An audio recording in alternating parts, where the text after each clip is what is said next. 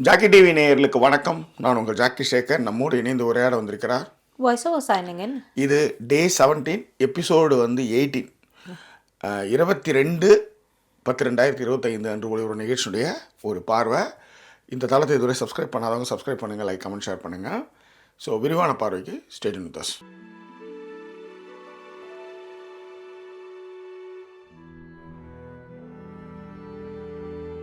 முக்கிய நிகழ்வுகளாக இன்றைக்கி என்ன நடந்துச்சு அப்படின்றத முதல்ல வீட்டில் பார்த்துடலாம்.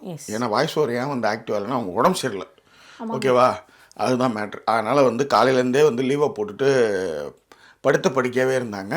அது மட்டும் கிடையாது, இன்றைக்கி என்ன முக்கிய நிகழ்வுகள்னா, அந்த வாட்டர் மெலனும் நம்ம பார்வதியும் சேர்ந்து QC ஜூஸ் கடைங்களுக்கு வர்ற விஷயங்களுக்கு ஜூஸ் கடை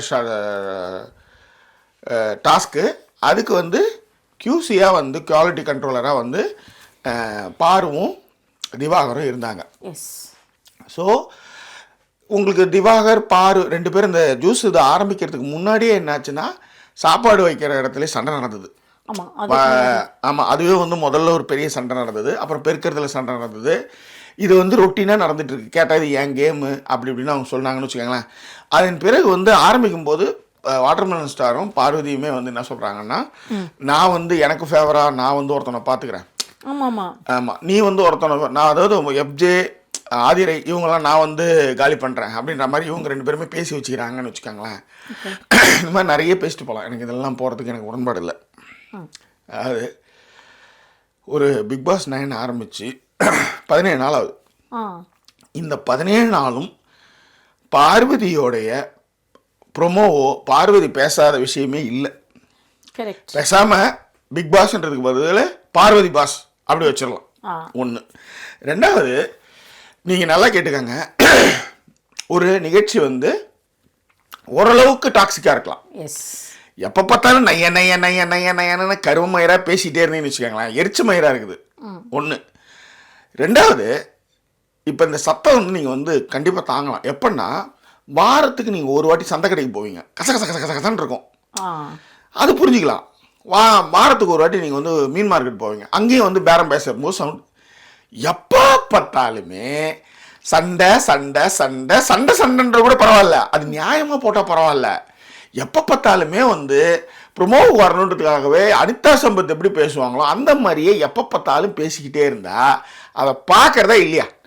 இது ஒன்று. அதுக்கு விக்ரம் சொன்ன பதில் ரொம்ப கரெக்டான பதில். அன்றைக்கி விக்ரம் FJக்கு அட்வைஸ் பண்ணுவார். இதற்கு முன்னாடி தான் ஜாக்கி சொன்ன மாதிரி பெருக்க சொல்லுவாங்க, பெருக்க மாட்டேன், தண்ணி எடுத்துகிட்டு வர சொல்லுவாங்க, தண்ணிலாம் எடுத்துகிட்டு வந்து தரதா அவங்களுக்கு சுயமரியாதைக்கு பிரச்சனை அப்படிங்கிறாங்க. காலை அவங்க எப்படி போட்டு உட்காந்தா உங்களுக்கு என்னங்க, கால் எப்படியோ உட்காந்துன்னு சாப்பிட்டுட்டு இருக்கும்போது எங்களுக்கு ஒரு ஆர்டர் பண்ணுறாங்கன்னு வச்சுக்கோங்க, நீ அப்படி வச்சுட்டு அப்போ நீங்கள் கூட தான் விஜய் சேதுபதி இருக்கும்போது கால் தூக்கி மேலே போட்டு உக்காந்துங்கன்னு வச்சுக்காங்க. அப்போ அது அவருக்கு மரியாதைன்னு குறைச்சல்னு சொன்னால் நீங்கள் என்ன பண்ணுவீங்கன்னு கேட்குறேன் நான். சும்மா ஒரு பேச்சுக்கு இந்த மாதிரி ஒரு நியாயம்லாம் விடுங்க. இந்த கேமில் நியாயம்லாம் கிடையாது.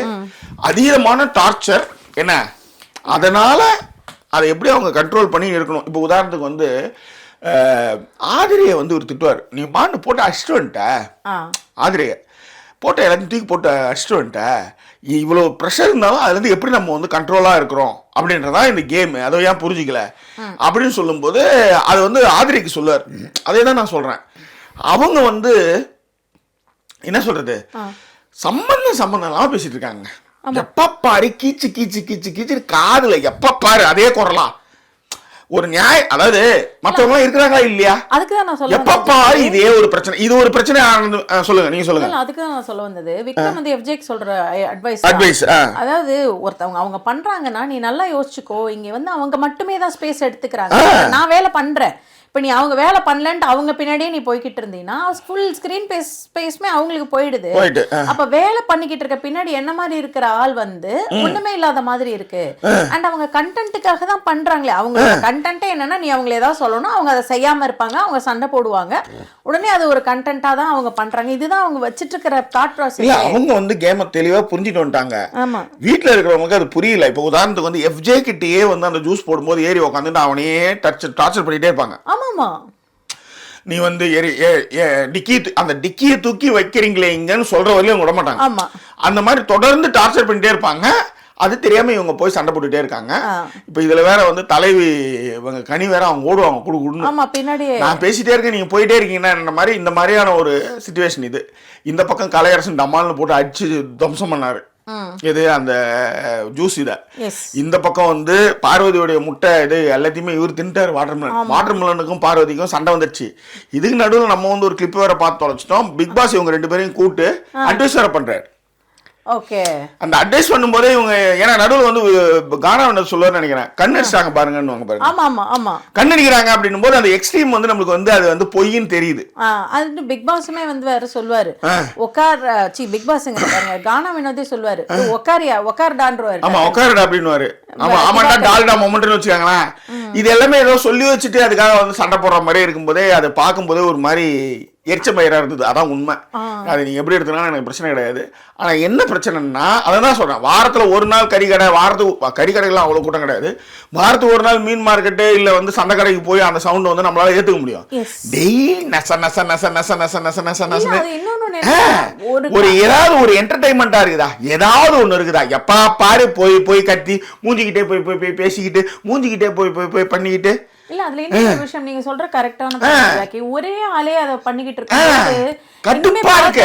எதுக்கு அதை வந்து அதனால இந்த விமர்சனத்தோட முடியுது. இது மாதிரி ஏதாவது பெருசா தான் நம்ம நிறைய பேசலாம். இது நல்லா கேட்டுக்காங்களா, கண்டென்ட்டே இல்லை. இப்போ உதாரணத்துக்கு சாப்பாடை வந்து கலையரசன் கூட்டிட்டு அப்படியே போய் பார்வதி கூட்டுவாங்க. சரி, இந்த மாதிரியான விஷயங்கள் இவரு பார்வதி வந்து இவர் வந்து தூக்கிட்டு போவார், இந்த மாதிரிலாம் எல்லாமே அந்த பார்வை சுத்தியே இருக்கு. அந்த மாதிரியே அவங்க கண்டென்ட் பண்றாங்க. அந்த கண்டென்ட் இவங்க எல்லாருமே அதிலே ஓடி உழறாங்கன்னு வச்சுக்காங்களேன். அதனால இதுக்கு மேல அதில் வாத்துறதுக்கு ஒன்றும் இல்லைன்றதுனால அப்படியே இதை முடிக்கிறோம். That's all. உங்கள் கருத்துக்களை பின்னோட்டங்களை தெரியப்படுத்துங்க. மீண்டும் வேற என்ன வேற ஏதாவது இருக்கா? அதுல ஒண்ணும் கிடையாது, கீழே போட்டுற மொமெண்ட்டுங்க. அது உண்மையிலேயே சொல்றேன். 17 நாள் நீங்க நல்ல கவனிங்க. 17 நாள், இந்த 17 நாள் அந்த வீட்டுல எத்தனை பேர் இருக்காங்க? 17 நாள். இப்போ வந்து 17 பேர் இருக்காங்கன்னு வச்சுக்கோங்களேன். இப்போ 18 பேர். நந்தினி போயாச்சு, நந்தினி, பிரவீன் காந்தி போயாச்சு, அப்சரா போயாச்சு. 3 பேர், 20 பேர்ல 3 பேர் போய் 17 பேர் இருக்காங்க. இந்த 17 நாள்ல பார்வதி பார்வதி பார்வதி பார்வதி பார்வதி. நாம என்ன சொல்றேன்னா, பிக் பாஸ் 9 வைக்கிறது பதில் பார்வதி பாஸ் 9 அப்படின்னு வச்சிருங்கன்ற. அவ்வளவுதான். எப்ப பாரு இதே. அதாவது ஏதாவது நீங்க நிஜமாலுமே என்னைக்காவது ஒரு நாள் வியன்னா ஒரு விஷயம் சொல்றாங்க, அவங்களால ஏத்துக்க முடியல, வேலை செய்யறத வந்து அவங்களுக்கு பிடிக்கல, அதனால ஒரு கதையை வளர்த்துறாங்க. அது நியாயம்.